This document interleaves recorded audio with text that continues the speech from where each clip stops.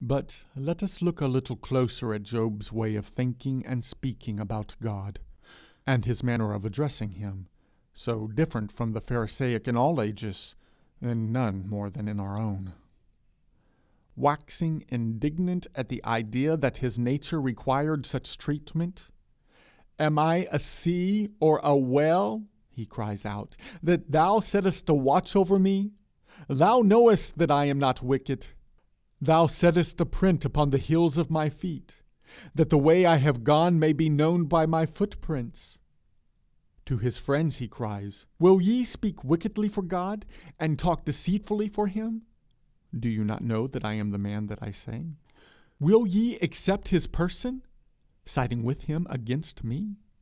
Will ye contend for God, be special pleaders for him, his partisans?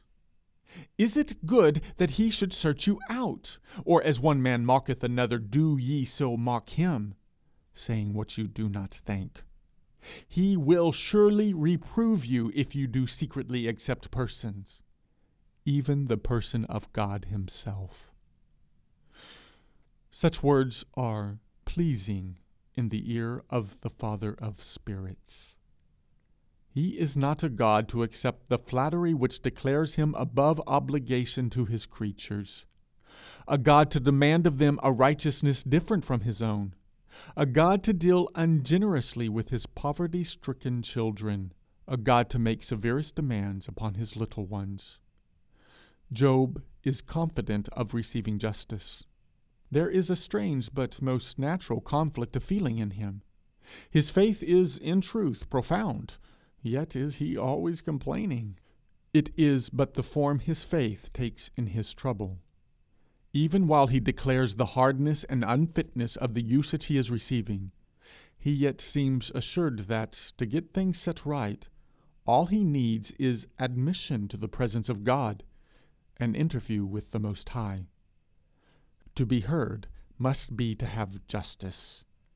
He uses language which, used by any living man, would horrify the religious of the present day in proportion to the lack of truth in them, just as it horrified his three friends, the honest Pharisees of the time, whose religion was doctrine and rebuke. God speaks not a word of rebuke to Job for the freedom of his speech. He has always been seeking such as Job to worship him. It is those who know only and respect the outsides of religion, such as never speak or think of God but as the Almighty or Providence, who will say of the man who would go up close to God and speak to him out of the deepest in the nature he has made, "He is irreverent."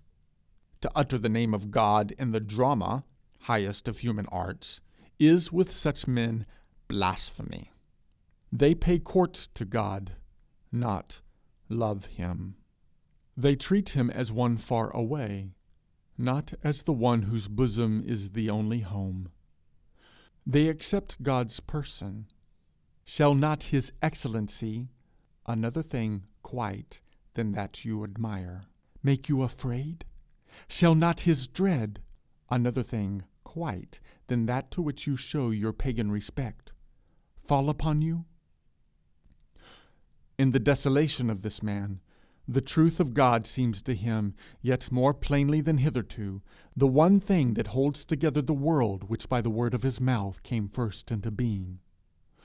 If God be not accessible, nothing but despair and hell are left the man so lately the greatest in the East.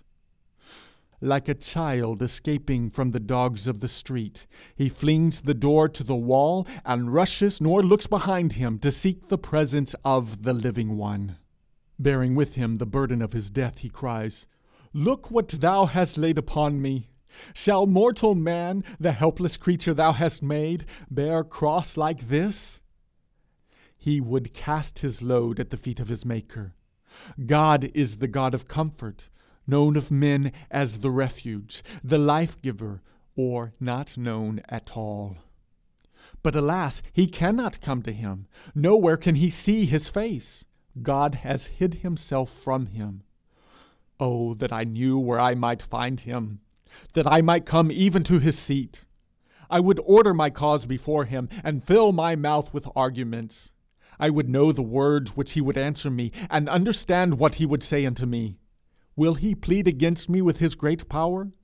No, but he would put strength in me. There the righteous might dispute with him. So should I be delivered forever from my judge. Behold, I go forward, but he is not there, and backward, but I cannot perceive him, on the left hand, where he doth work, but I cannot behold him. He hideth himself on the right hand, that I cannot see him. But he knoweth the way that I take.